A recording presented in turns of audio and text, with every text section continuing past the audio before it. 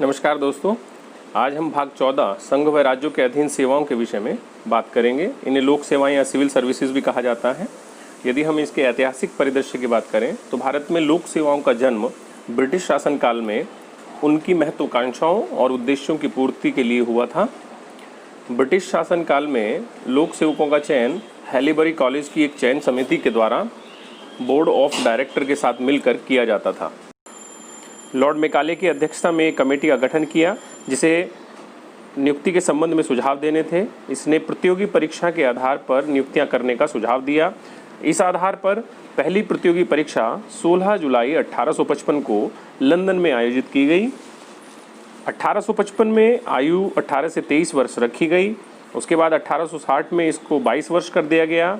1865 में ये 21 वर्ष की गई और पुनः परिवर्तन के बाद 1866 में ये 17 वर्ष कर दी गई। 1886 में लॉर्ड डफरिन ने सर चार्ल्स एचिसन की अध्यक्षता में एचिसन आयोग का गठन किया, जिसे सिविल सेवा परीक्षा की न्यूनतम आयु को बढ़ाया जाए या नहीं बढ़ाया जाए और परीक्षाएं भारत और इंग्लैंड दोनों में एक साथ कराई जाए, इस पर विचार करना था। उसने एक साथ इंग्लैंड और भारत में परीक्षा का विरोध किया, परंतु अधिकतम आयु सीमा 23 वर्ष करने का सुझाव दिया। सन 1912 में लॉर्ड एलिस्टन की अध्यक्षता में एलिस्टन आयोग का गठन किया गया। इसका सुझाव था भारत व इंग्लैंड में प्रतियोगी परीक्षाएं एक साथ आयोजित कराई जाएं। सन 1855 से 1921 तक सिविल सेवा परीक्षाएं लंदन में ही आयोजित की जाती थी। अब भारत में भी आयोजित कराने के लिए सुझाव दिए गए। 1919 के अधिनियम द्वारा सिविल सेवा को व्यवस्थित रूप प्रदान किया गया। ली आयोग के सुझावों पर पहली बार लोक सेवा आयोग की स्थापना केंद्रीय लोक सेवा आयोग के रूप में 1926 में की गई। भारत शासन अधिनियम 1935 के तहत इसका नाम बदलकर संघीय लोक सेवा आयोग कर दिया गया, जिसे फेडरल पब्लिक सर्विस कमीशन कहा जाता था। सन 1950 को भारतीय संविधान के लागू होने के बाद इसे संघ लोक सेवा आयोग या यूपीएससी के नाम से जाना जाने लगा। वर्तमान में इसे यूपीएससी या संघ लोक सेवा आयोग के नाम से जाना जाता है। चलिए देखते हैं इसका वर्गीकरण किस प्रकार से किया गया है। लोक सेवा आयोग के वर्गीकरण की यदि हम बात करें तो लोक सेवाएं किन्हें कहा जाता है, सबसे पहले इसको समझ लेते हैं। संघ या राज्यों के अधीन सेवा करने वाले अधिकारी लोक सेवक या सिविल सेवा के अधिकारी कहे जाते हैं। संघ लोक सेवा आयोग भारत का केंद्रीय भर्ती अभिकरण संस्थान है। ये पूरे भारत के लिए अधिकारियों की नियुक्तियां करता है। ये एक संवैधानिक निकाय है क्योंकि इसका गठन संवैधानिक प्रावधानों के आधार पर किया गया है।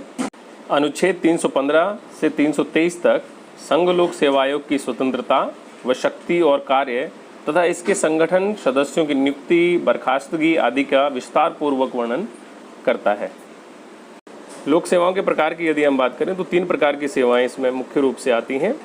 नंबर 1 अखिल भारतीय सेवाएं, ऑल इंडिया सर्विसेज। नंबर 2 केंद्रीय या संघीय सेवाएं, सेंट्रल सर्विसेज। और नंबर 3 राज्य सेवाएं, स्टेट सर्विसेज। ये तीनों प्रकार की सेवाएं लोक सेवाएं कही जाती हैं। ऑल इंडिया सर्विसेज या अखिल भारतीय सेवाएं। अखिल भारतीय सेवा उन्हें कहा जाता है जिनके अधिकारी केंद्र के द्वारा भर्ती किए जाते हैं तथा केंद्र के नियंत्रण में रहते हुए राज्यों को वो अपनी सेवाएं प्रदान करते हैं। वर्तमान में भारत में 3 अखिल भारतीय सेवाएं हैं। नंबर 1 आईएएस या इंडियन एडमिनिस्ट्रेटिव सर्विस, भारतीय प्रशासनिक सेवा। Number 2 IPS, Indian police service, भारतीय पुलिस सेवा।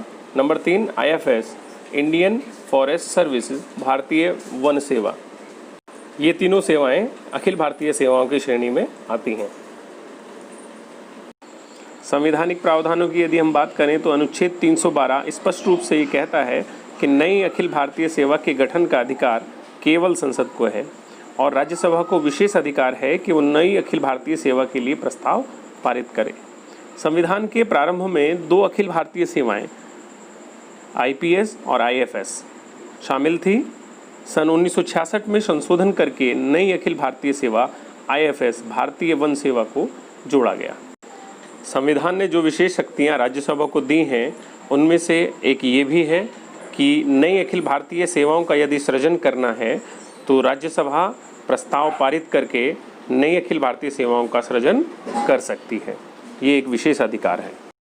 चलिए केंद्रीय या संघीय सेवाओं के विषय में अब हम बात करेंगे। केंद्रीय सेवाएं सेंट्रल सर्विस कहलाती हैं। संघीय सरकार के अधीन अन्य सेवाएं केंद्रीय सेवाएं कहलाती हैं।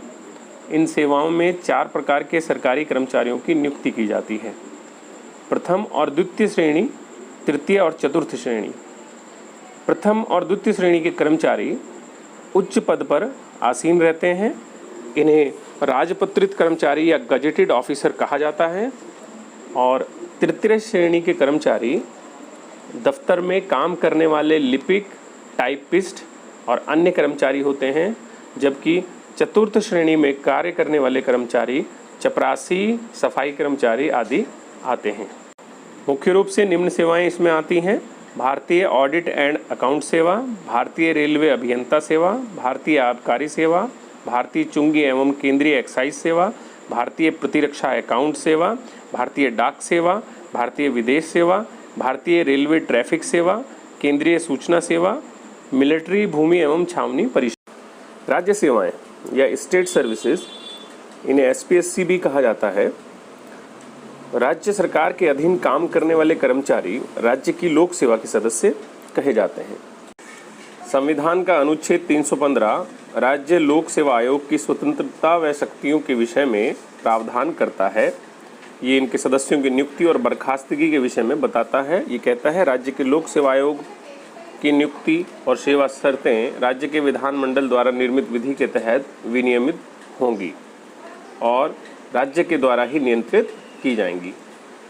राज्य की लोक सेवाओं में राज्य सिविल सेवा, राज्य पुलिस सेवा, राज्य प्रशासनिक सेवा, राज्य शिक्षा सेवा, राज्य कोऑपरेटिव सेवा, राज्य कारागार सेवा, राज्य नियोजन सेवा, राज्य न्यायिक सेवा, राज्य वाणिज्यिक कर सेवा, राज्य ऑडिटिंग एवं अकाउंटिंग सेवा आदि आते हैं।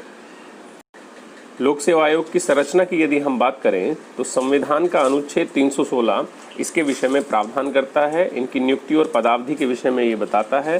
संघ लोक सेवा आयोग तथा संयुक्त लोक सेवा आयोग के अध्यक्ष और सदस्य की नियुक्ति राष्ट्रपति के द्वारा की जाती है। राज्य लोक सेवा आयोग के सदस्यों की नियुक्ति राज्यपाल के द्वारा की जाती है। संविधान में स्पष्ट रूप से संख्या का उल्लेख नहीं है, परंतु साधारणतः 9 से 11 सदस्य इसमें शामिल होते हैं।